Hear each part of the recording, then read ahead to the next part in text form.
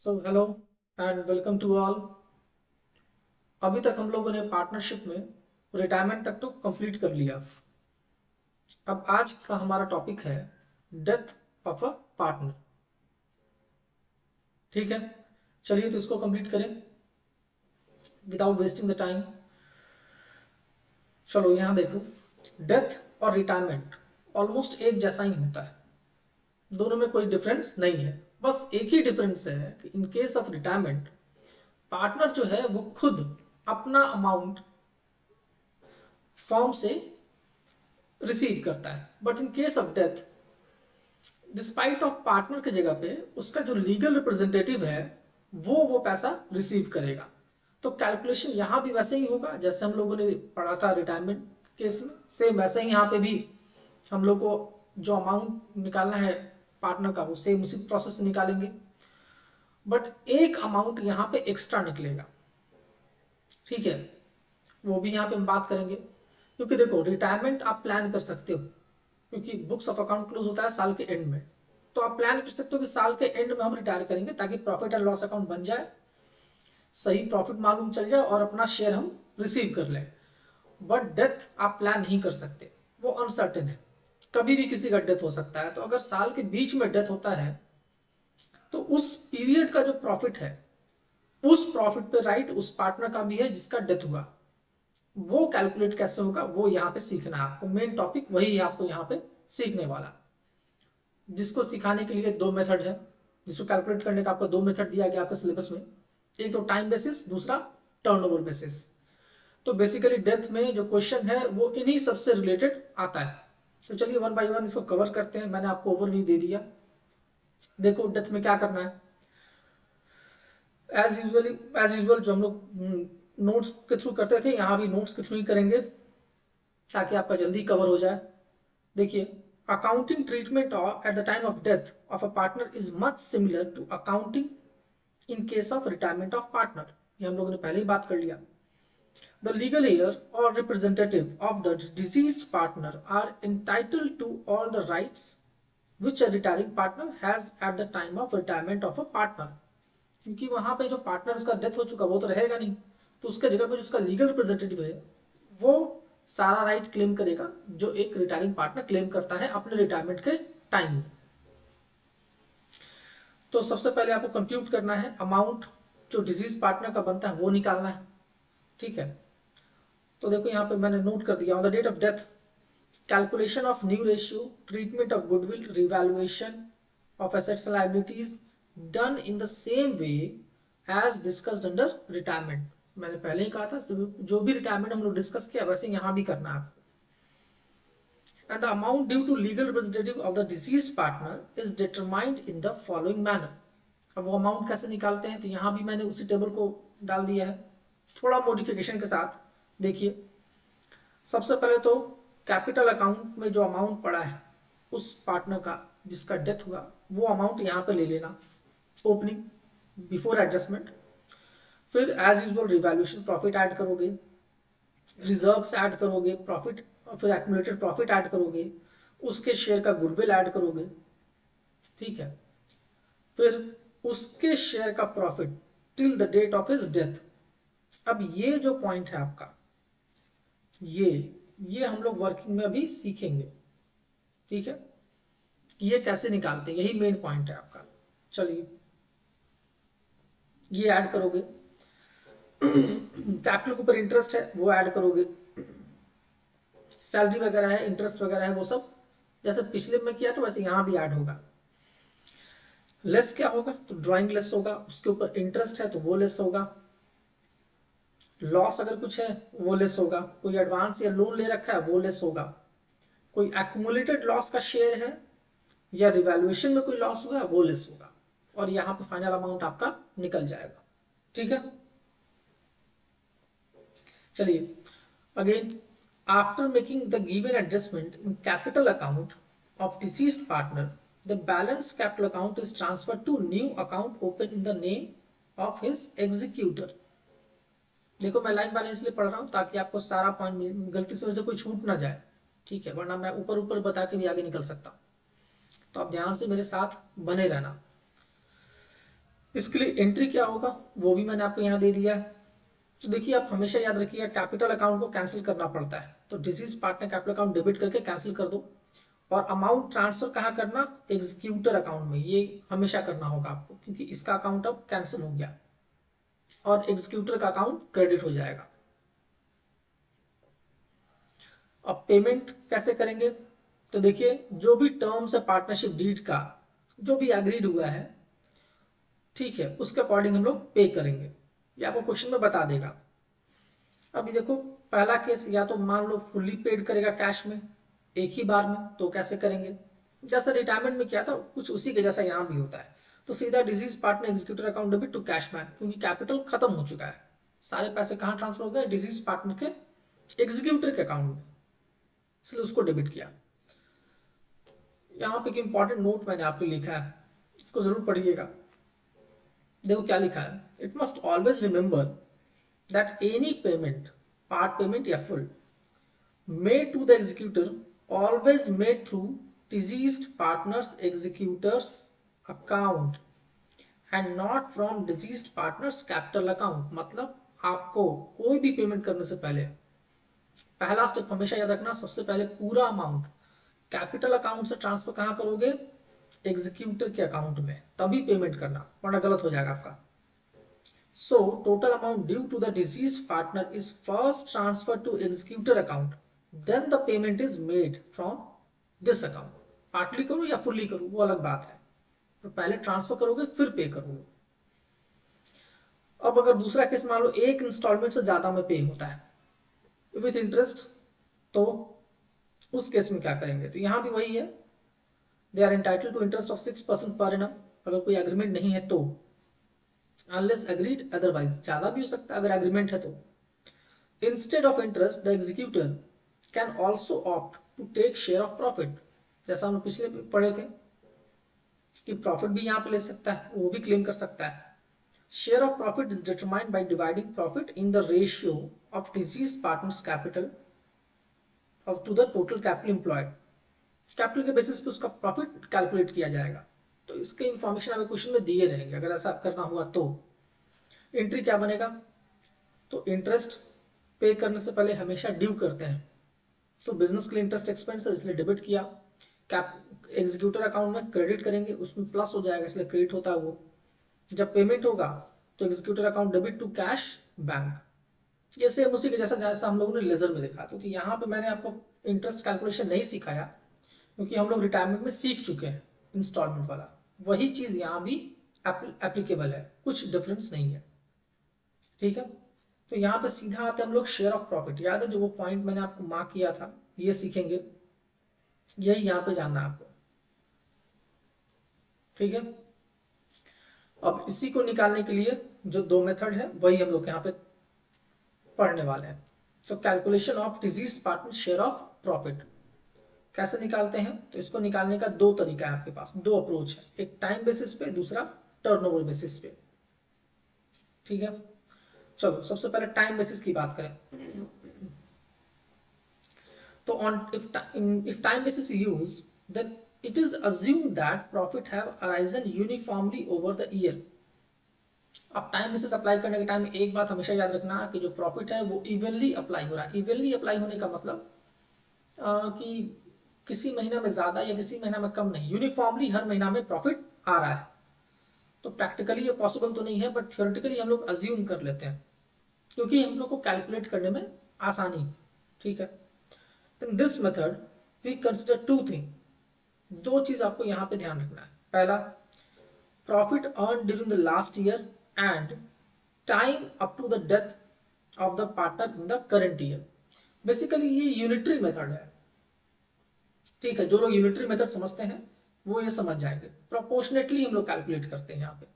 तो दो चीज आपको यहाँ पे ढूंढना है, पहला तो पिछले साल का प्रॉफिट आपको दिया रहेगा, दूसरा डेथ और साल शुरू होने में कितना दिन हुआ है, मतलब कितना महीने बाद उसका डेथ हुआ, ये टाइम आपको पता होना चाहिए करंट ईयर का, तभी आप निकाल पाओगे।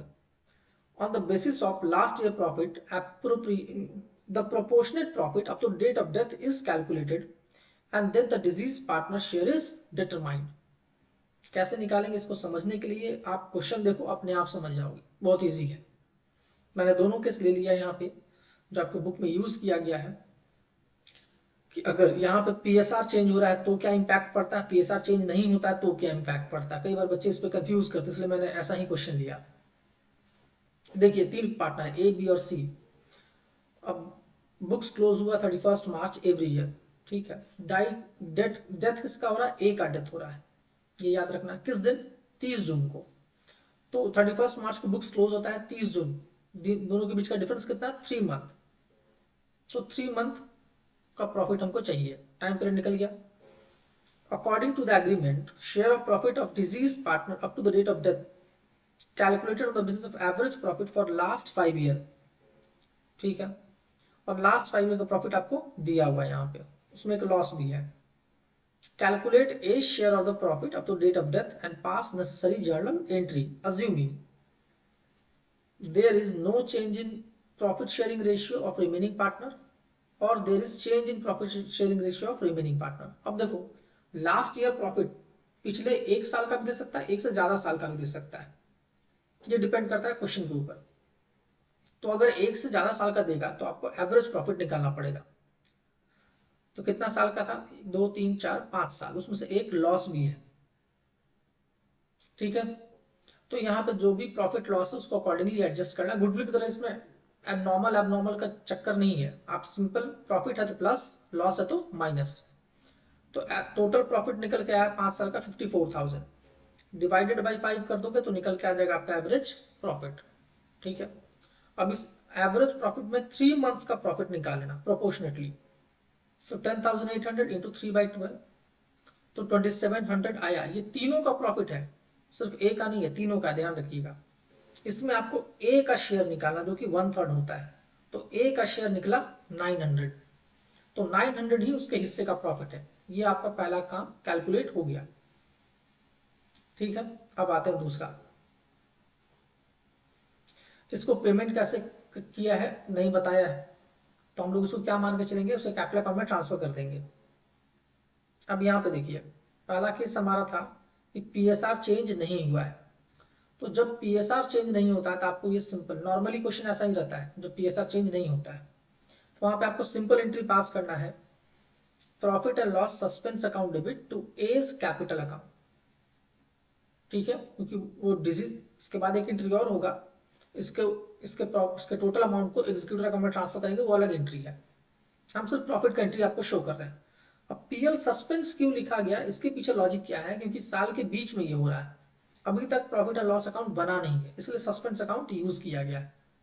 ये करेक्ट फिगर नहीं है, एग्जैक्ट नहीं है, इसके आगे पीछे हो सकता है, तो एक मोटा मोटी फिगर, इसलिए पीएल सस्पेंस का नाम दिया जाता है इसको।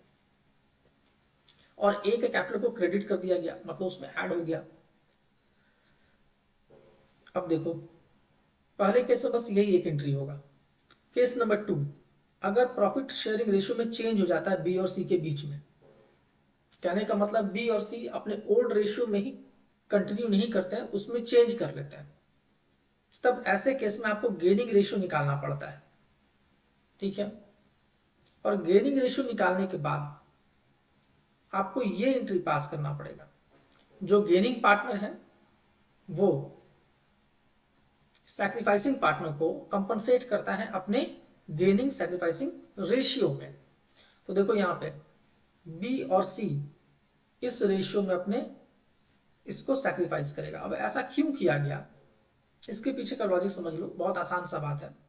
देखिए इस वाले केस में हम लोग इंडिविजुअली कैपिटल को मेंशन नहीं किए, इसका कारण क्या है, क्योंकि यहाँ पे जो रिमेनिंग प्रॉफिट बचेगा, जैसे टोटल प्रॉफिट कितना था आपका, आई थिंक 2700 था, 2700 में 900 मिल गया, जो बाकी प्रॉफिट है वो ओल्ड रेशियो में बट जाएगा, क्योंकि यहाँ पे ओल्ड रेशियो और गेनिंग रेशियो सेम होता है, इसलिए अलग से कैपिटल का नाम देने की जरूरत नहीं है, वो ऑटोमेटिकली एडजस्ट हो जाएगा।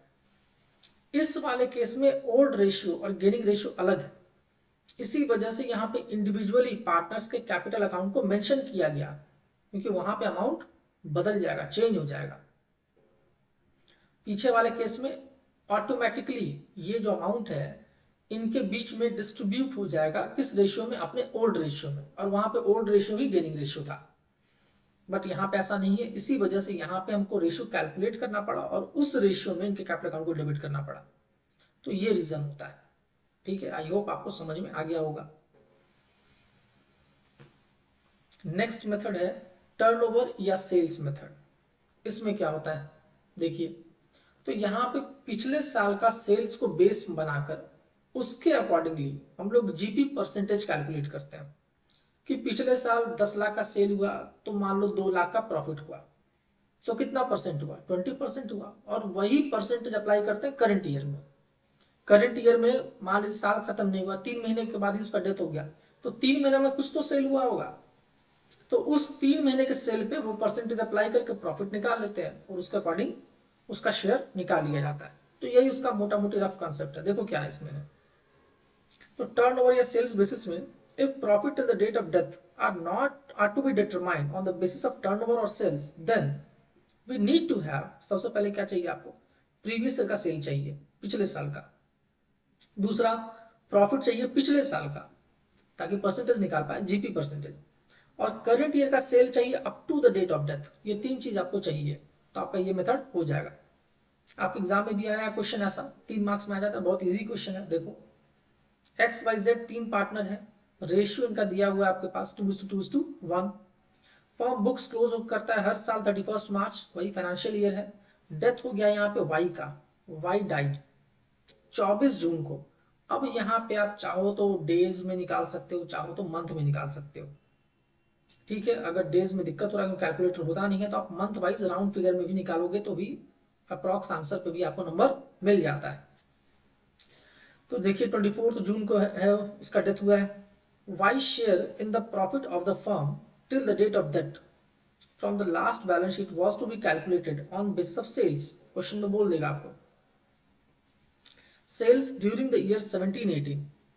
ठीक है, देखिए डेथ हुआ है 18 मतलब 18-19 में, पिछला साल का सेल है 17-18, दिया हुआ है 15 लाख, और प्रॉफिट दिया हुआ है during the year 3 lakh, percentage निकल जाएगा आपका। और करंट ईयर में उसके डेथ तक सेल्स हुआ है 2 लाख का।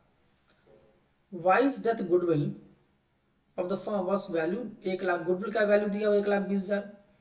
Total amount payable to Y executed on death was 1,75,000। अब ये एक नया चीज है, अमाउंट आपको निकाल के दे दिया है। Amount was paid to them on 15 July 2018 तक, pass the necessary journal entries. चलिए एग्जाम का क्वेश्चन है, कुछ ना कुछ तो नया रहता ही है यहाँ। सबसे पहले इसका वर्किंग देखेंगे हम लोग।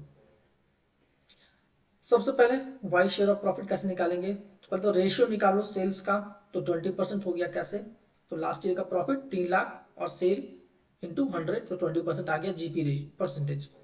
अब ये जीपी परसेंटेज अप्लाई कर दो करंट ईयर के सेल पे, till the date of death 2 lakh का था सेल, तो 40,000 प्रॉफिट आ गया। उसमें वाई का शेयर निकालो, तो 40,000 का 2/5 मतलब 16,000 आ गया। यहां तक तो समझ गए।